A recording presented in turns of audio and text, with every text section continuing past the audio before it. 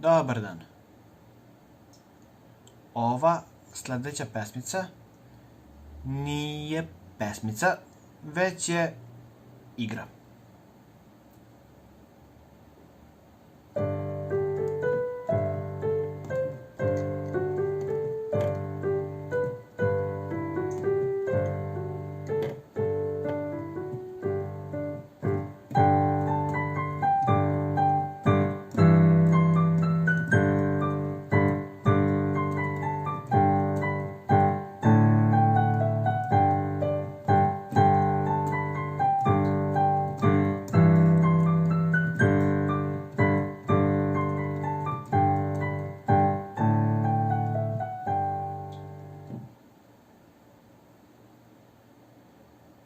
Ima nekoliko stvari koje treba da primetimo odmah čim vidimo ove note. Prvo, u taktu 3/4 smo.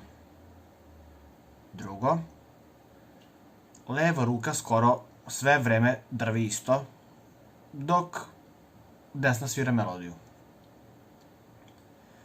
To nam je istovremeno olakšica, ali verujte i problem. Zašto? Prva dva reda leva ruka svira apsolutno isto. Onda u drugom taktu trećeg reda se odjednom desi ritmička promena, a potom u trećem taktu se promeni i ton.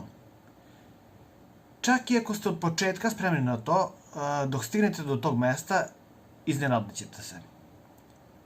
Imajte to na umu. Ova vežbica je dizajnirana tako da nas zezne. U trećem taktu trećeg reda umesto kvinte GD imamo tonove GE. U trećem taktu posljednjeg reda imamo tonove AD.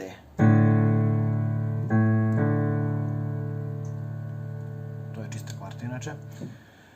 Postoji velika šansa da ćete baš tu da pogrešite na ovaj ili onaj način, osim ako ste apsolutno sigurni u sebe, zato što je sve ostalo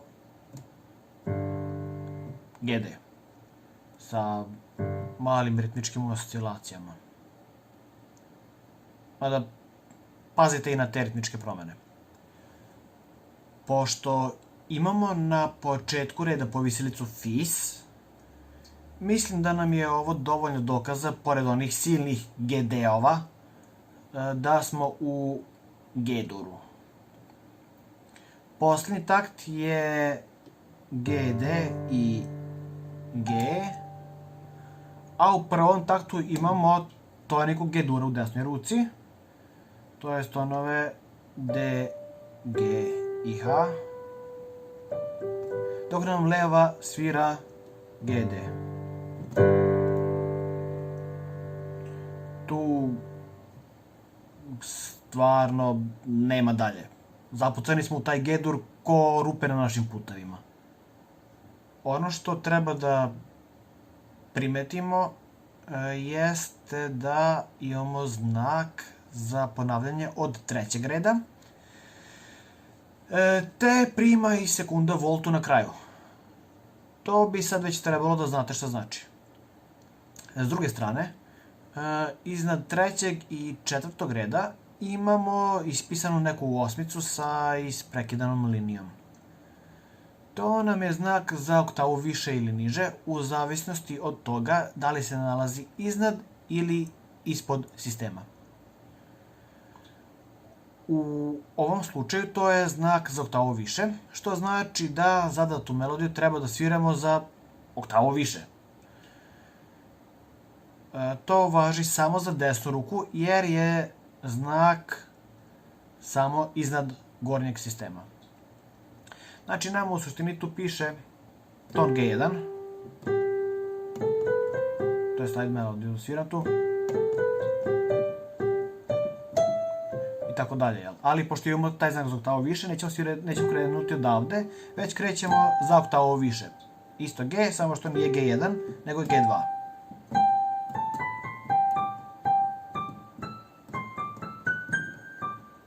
I tako sve vreme dokle god nam traje taj znak. To jest do kraja igre. Što se same melodije tiče, ona je skakutava i imamo dosta staccato nota. Ono što može da nam znači jeste to da imamo pattern. To je to što imamo pattern. Uvek jedan takt su vezane note, a drugi takt je staccato. Šta više, pogledajte prva dva takta i uporedite ih sa druga dva. Vidjet ćete da su isti. Jedina je razlika to što su ova druga dva spuštena za jedan ton.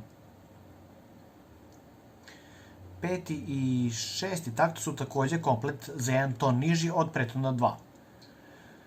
To kada imamo takvo postupno, to jest ton po ton, spuštanje ili pentranje, se zove sekvenca. Naravno, to ne mora biti postupno da bi bila sekvenca, ali može vam značiti ako primetite takve stvari, jer to znači da možete skoro isti, ako ne i potpuno isti prstored, da koristite sve vreme i time skratite potrebno vreme za vežbu. Čak nam i ovaj ispisani prstored to jasno sugeriše. Svakako bih predložio da u prva dva reda svaki put posle petog prsta iskoristite palac, to jest prvi prst za sledeću notu. A ako još uspete da prva dva reda svirate mezzo piano, to jest srednje tiho, a druga dva reda forte, to jest glasno, svaka čast. Kao i uvek, vežbajte po dva takta i onda ih tek vezujte i obavezno pazite na ritam. Verovatno će vam trebati više vremena da navežbate druga dva reda, tako da kad očistite prva dva, ostavite ih malo nek se kisele, pa se bacite na druga dva. Ili još bolje, prvo navežbajte druga dva, pa onda prva dva, a druga dva nek se kisele, pošto teži. Pa kad budete spajali, onda opet druga dva. I tako to u krug. Verujte mi, ako vam deluje da ćete prenaučiti ako prosviravate sve, makar koliko to mislili, nije tačno.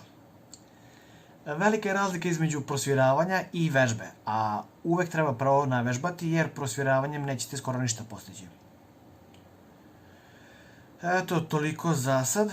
Mislim da je dosta. Nadam se da vas prethodna lekcija nije ubila toliko koliko je mene. No, pamet u glavu, neka vam je sa srećom, pa se vidimo.